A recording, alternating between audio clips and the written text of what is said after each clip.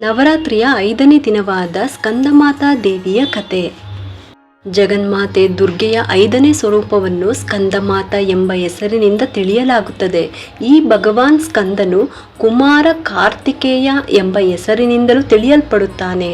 ಇವನು ಪ್ರಸಿದ್ಧ ದೇವಾಸುರ ಸಂಗ್ರಾಮದಲ್ಲಿ ದೇವತೆಗಳ ಸೇನಾಪತಿಯಾಗಿದ್ದನು. ಪುರಾಣಗಳಲ್ಲಿ ಇವನನ್ನು ಕುಮಾರ ಹಾಗೂ ಶಕ್ತಿಧರ ಎಂದು ಹೇಳಿ ಇವನ ಮಹಿಮೆಯನ್ನು ವರ್ಣಿಸಲಾಗಿದೆ. ಇವನ ವಾಹನ ನವಿಲಾಗಿದೆ. ಆದ್ದರಿಂದ ಇವನನ್ನು ಮಯೂರ ವಾಹನ ಎಂದು ಕರೆಯುತ್ತಾರೆ. ಇದೇ ಭಗವಾನ್ ಸ್ಕಂದನ ತಾಯಿಯಾದ್ದರಿಂದ ದುರ್ಗೆಯ ಈ 5ನೆಯ ಸ್ವರೂಪವನ್ನು ಸ್ಕಂದಮಾತಾ ಎಂದು ತಿಳಿಯಲಾಗಿದೆ. ನವರಾತ್ರಿಯ 5ನೇ ದಿನ ಇವಳ ಉಪಾಸನೆ ಮಾಡಲಾಗುತ್ತದೆ. ಈ ದಿನ ಸಾಧಕನ ಮನಸ್ಸು ವಿಶುದ್ಧ ಚಕ್ರದಲ್ಲಿ ನೆಲೆ ನಿಲ್ಲುತ್ತದೆ. ಇವಳ ವಿಗ್ರಹದಲ್ಲಿ ಭಗವಾನ್ ಸ್ಕಂದನು ಬಾಲರೂಪದಲ್ಲಿ ಇವಳ ತೊಡೆಯಲ್ಲಿ ಕುಳಿತಿರುವನು. ಸ್ಕಂದಮಾತೆಯಾದ ಇವಳಿಗೆ 4 ಭುಜಗಳಿರುತ್ತವೆ. ಇವಳು ಬಲಗಡೆಯ ಮೇಲಿನ ಕೈಯಿಂದ ಸ್ಕಂದನನ್ನು ತೊಡೆಯಲ್ಲಿ ಹಿಡಿದಿರುವಳು. ಮೇಲಕ್ಕೆತ್ತಿರುವ ಕೆಳಗಿನ ಬಲಗೈಯಲ್ಲಿ ಕಮಲ ಪುಷ್ಪವನ್ನು ಹಿಡಿದಿರುವಳು. ಎಡಗಡೆಯ ಮೇಲಿನ ಕೈಯಲ್ಲಿ ವರಮುದ್ರೆ ಇದೆ. ಮೇಲಕ್ಕೆತ್ತಿರುವ ಎಡಗೈಯಲ್ಲಿಯೂ ಕಮಲವಿದೆ.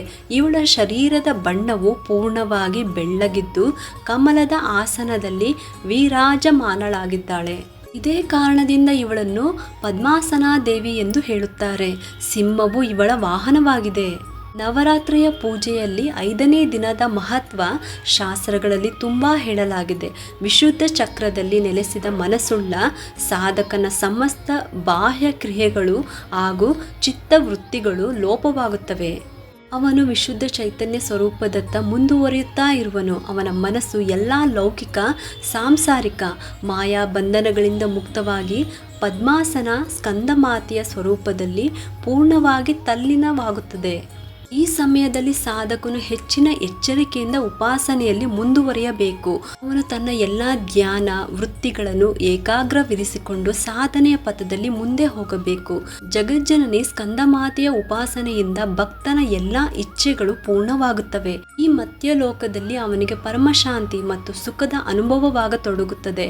ಅವನಿಗಾಗಿ ಮೋಕ್ಷದ ಬಾಗಿಲು ತಾನಾಗಿಯೇ ಸುಲಭವಾಗುತ್ತದೆ.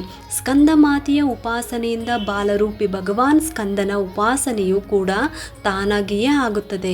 ಈ ವಿಶೇಷತೆ ಕೇವಲ ಇವರಿಗೆ ದೊರೆಯುತ್ತದೆ. ಆದ್ದರಿಂದ ಸಾಧಕನು ಸ್ಕಂದಮಾತೆಯ ಉಪಾಸನೆಯ ಕಡೆಗೆ ವಿಶೇಷ ಗಮನ ಕೊಡಬೇಕು. ಸೂರ್ಯಮಂಡಲದ ಅಧಿಷ್ಠಾತ್ರಿ ದೇವಿಯಾದ್ರಿಂದ ಇವಳ ಉಪಾಸಕನು ಅಲೌಕಿಕ ತೇಜ ಹಾಗೂ ಕಾಂತಿಯಿಂದ ಸಂಪನ್ನನಾಗುತ್ತಾನೆ. ಒಂದು ಅಲೌಕಿಕ ಪ್ರಭಾಮಂಡಲವು ಅದೃಶ್ಯವಾಗಿ ಯಾವಾಗಲೂ ಇವನ ಸುತ್ತಲೂ ಹರಡಿಕೊಂಡಿರುತ್ತದೆ.